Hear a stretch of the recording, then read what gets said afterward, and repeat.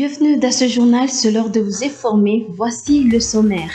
Lancement ce lundi de la semaine Monseigneur Catalico jusqu'au 4 octobre. Des activités seront organisées en marge de la célébration du 20e anniversaire de la naissance sociale de l'ancien évêque du diocèse catholique de Butembo-Beni. Sa fondation invite les habitants à se mobiliser. À Oicha, en territoire de Beni, les médecins sont en grève depuis ce lundi. Ils réclament leur sécurité ainsi que celle de leur structure sanitaire dans cette région à proie à la guerre de rebelles ADF.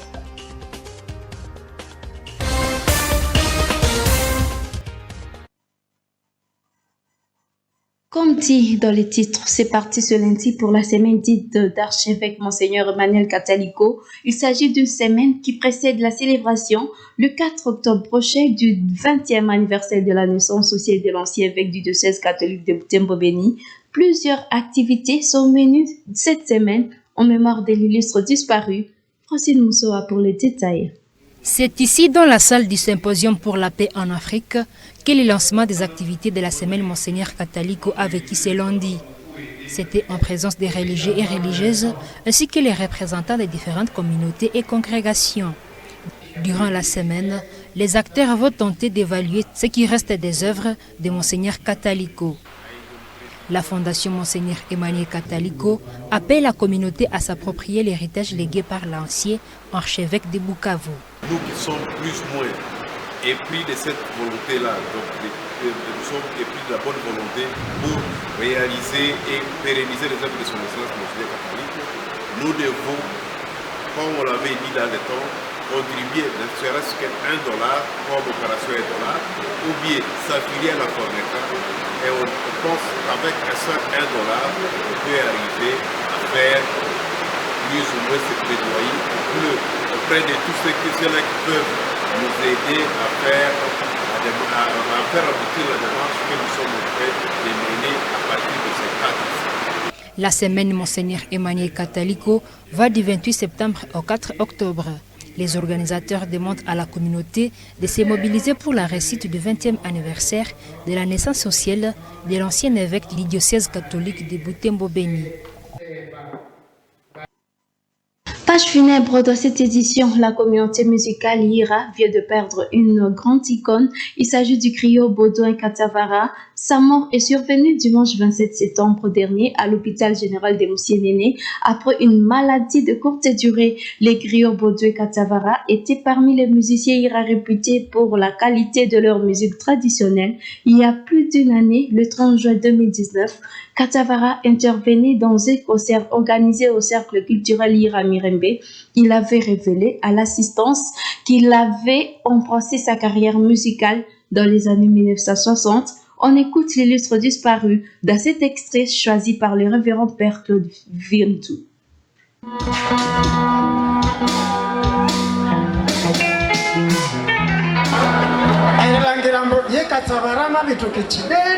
Natokacho kwa 1963 namaendelea titi 64 namaenda Kampala namana vincere Kampala namayinjira sasa mama orchestra awali nuhire nero namatasha ongezi akili yokutsibu kulengango konachuka namwe Kampala yoko 1966 namanjira Goma omugulu wa Paluku Deni iyo gouverneur nero namabe na ikegoma inalevya omuguvernera ni munande nalevya na banande bo bali Goma nyiti nje sinde Chiganda sinde Lingala sinde bane Kiswahili igwanga ndia compositeur owe chenande nama endelea ti abanyabutembo bamuwamba akanga na katoka byanoka kabiri ikegoma muyikibeyo bama yenyi begoma nama ikenoka namana bikenoka nama ikiyo mu Paris soir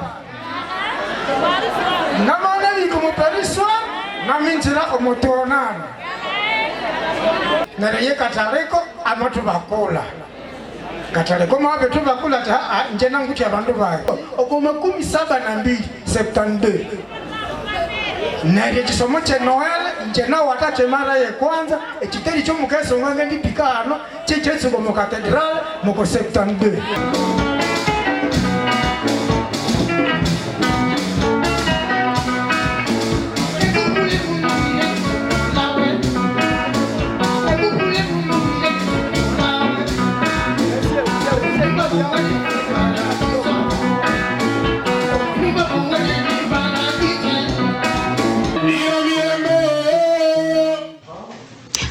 titre de suivre Baudouin Katavara, l'un des griots de la musique Ira, qui a attiré sa révérence. Son animation est intervenue ce lundi 28 septembre à Katotokia, sur l'axe Vusamba, en territoire de Lubero.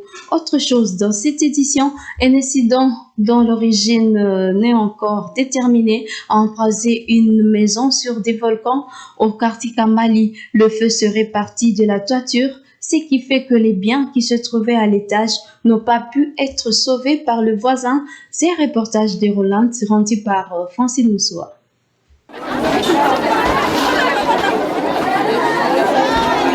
Cet incendie a été signalé vers 10 heures. Selon les témoignages, c'est les courants électriques qui auraient déclenché l'incendie.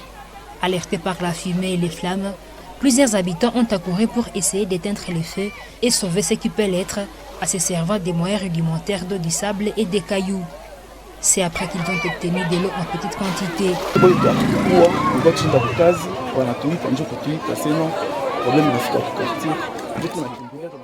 L'incendie a débuté vers 9h.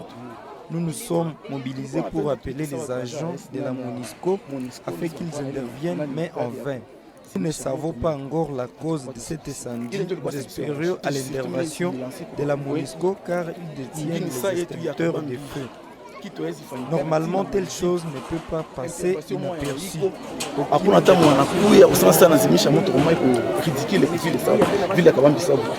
Le manque d'un véhicule anti-incendie a été déploré par les habitants. Une semaine après leur lancement, les travaux d'asphaltage de l'avenue Père Jérôme Masumbuko menant vers la mairie ont finalement démarré en proprement dit ce lundi 28 septembre. Ce sont des agents de l'Office de voirie et drainage OVD qui exécutent ces travaux, ce qui réjouit les habitants. Un reportage du Grasse Kakoko. Dès le petit matin, des agents de l'Office de voirie et drainage étaient visibles ici à l'entrée de l'avenue Jérôme Masumbuko pour le démarrage de travaux d'asphaltage. Ce lundi, les travaux ont consisté au traçage des caniveaux, ce qui réjouit ses habitants. Ils espèrent vivre la fin du calvaire auquel ils font face sur cet axe pendant la période pluvieuse. Ça ne nous honorait pas une rue qui mène vers la mairie d'une grande ville comme Butembo se trouvait dans un état lamentable. La boue, la poussière, c'est une réponse exacte à une préoccupation concrète de la ville.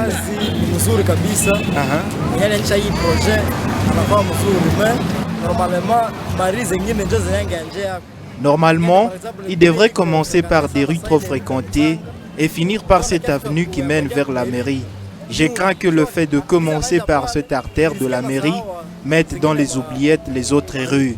Ces usagers de cet axe routier souhaitent vivement que l'exécution de ces travaux aille jusqu'au bout. Nous voudrions que vraiment ça aboutisse à la fin. C'est un projet qui donne l'évolution, surtout le développement de notre ville de Butembo. Donc j'ai hâte de voir la route à bonne forme. Bon, j'ai hâte de voir la route parce qu'il y a des fois on commence les travaux mais ça ne finisse pas. Mais il faut que les travaux finissent jusqu'à la fin, jusqu'au bout, qu'on voit seulement le projet aller en avant. Pour l'instant, certains tronçons de cet axe sont momentanément fermés au trafic pour permettre le bon déroulement des travaux. Les ingénieurs de l'OVD chargés de la supervision des travaux appellent les conducteurs des engins roulants au respect de la mesure pour éviter des accidents. D'après nos informations, ces travaux devront durer 2 mois. Rendons-nous à présent en territoire de Béni où le médecin de la zone de santé d'Oicha a entamé une grève ce lundi 28 septembre. Décision prise au terme d'une assemblée tenue dimanche à Oicha, chef-lieu du territoire de Béni. Ce professionnel de la santé revendique la sécurité du personnel soignant, des structures sanitaires et des populations se trouvant à Béni. Isabelle pour des précisions. Ce lundi, seul un service minimum a été organisé à l'intention des malades admis en urgence dans la quasi-totalité des structures sanitaires opérationnelles en zone de santé d'Oicha. Les médecins ont décidé de sécher le travail pour réclamer leur sécurité ainsi que celle de leurs structures sanitaires dans cette région à proie à la guerre des ADF. Il y a déjà certains services comme les services de la protection maternelle et infantile qui souffrent et même des services comme la consultation externe au niveau de l'hôpital. Nous sommes en train d'entrer en contact avec l'intersyndicale pour comprendre davantage et pour voir peut-être qu'est-ce qu'on peut faire à notre niveau. Nous entrons déjà en contact avec notre hiérarchie pour des orientations en rapport avec cette grève telle qu'annoncée par l'intersyndicale des prestataires de santé au niveau de la zone de santé rurale d'Oicha. Le bourgmestre de la commune rurale d'Oicha invite les médecins à reprendre le travail pour sauver les patients. Il rassure que tout est mis en œuvre par les autorités pour la restauration de la sécurité à Beni. Et nous l'avons constaté qu'il y a déjà le service minimum qui est décrété. Et comme vous venez de le dire, comme nombreux sont des centres de santé qui fonctionnent difficilement, je peux le dire, ici en commune. Ce que nous pouvons seulement dire, c'est de comprendre que c'est une situation qui est déjà là et qu'à différents niveaux, chacun a ce qui les concerne. Nous sommes en train de faire des plaidoyers pour que certaines réponses puissent être données selon chacun à son niveau. Nous supplions seulement aux infirmiers de continuer à avoir cette compassion comme il l'ont toujours, de ne pas vraiment rester à soigner le malade. Cette grève des médecins d'Oicha intervient après une attaque des ADF contre un centre de santé à Mbaou. Au cours de cet incident, la structure sanitaire a été incendiée, un infirmier kidnappé et des patients traumatisés. En sport, les activités sportives reprennent leur ampleur petit à petit en vue de Butembo. Dimanche 28 septembre au stade de l'Itav, les filles de Graben Sport et celles de l'AS Yami ont offert un très beau spectacle au public de ce coin. C'était au cours des matchs amicaux qui s'est soldé par un score de 5-0 à faveur de Graben Sport. Joël Tali signe ce reportage.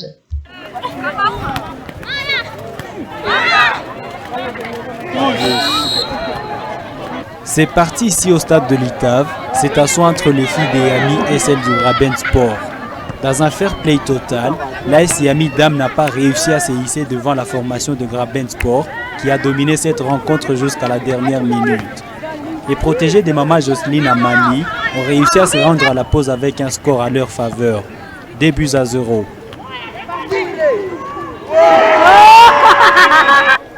À la reprise, la mise s'alourdit. Dans cette heure de jeu boueuse, les rouges et blancs du nord de Butembo se sont imposés grâce à des réalisations des louanges, double buteuse lors de la rencontre. D'autres réalisations ont été signées par Semida, Neymar et Rachel. Une victoire bien méritée d'après Amandine Louange, vice-capitaine de l'équipe. Elle reconnaît que c'est le fruit de la bonne préparation et de la cohésion au sein de l'équipe. Alice Kavira, capitaine de l'AS Yami Dam, avoue que c'est l'insuffisance de l'entraînement et le mauvais état du terrain qui ont causé la défaite de son équipe. D'après une source proche des deux équipes, la manche retour pourrait avoir lieu dans une semaine.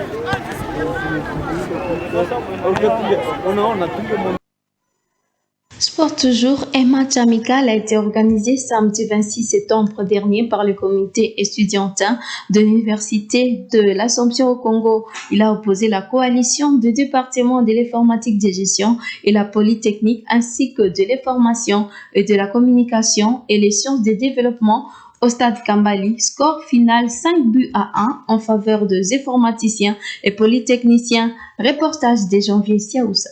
Au cours de cette rencontre amicale jouée dans le stade de l'Institut Kambali, la coalition de l'informatique de gestion et les jeunes départements de la Polytechnique l'a aisément emporté devant la coalition des sciences de développement et gestion et les sciences de l'information et de la communication.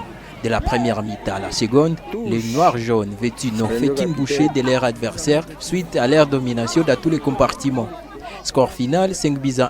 Selon le ministre des Sports de l'Université de l'Assomption au Congo, IAC, ces matchs s'inscrivaient dans le cadre des serrés liés entre les différents départements qui composent cette institution. Sinon, le match a été organisé, c'était dans un cadre amical. Nous l'avons organisé pour essayer de renforcer les liens fraternels qui existent entre nous comme étudiants de l'Université de l'Assomption au Congo. Et c'est dans ce sens que nous avons choisi 4 départements parmi les départements qui existent au sein de l'institution, et notamment le département de sciences, développement et management qui a été fusionné à celui de sciences de l'information et de la communication pour former une équipe, et le département d'informatique et de gestion fusionné au département des sciences appliquées pour former une autre équipe. Et c'est dans ce sens que nous avons réalisé les deux équipes qui se sont rencontrées. Donc c'était un match qui a essayé de rassembler tous les départements pour former pour la réalisation de cette activité. Cette rencontre entre les deux coalitions vient également fermer la saison sportive de l'IAC après que la maladie à coronavirus ne fasse interrompre les enseignements et ce championnat qui était à court. Fin de cette édition, merci à vous de l'avoir suivi. À demain sur Monto TV.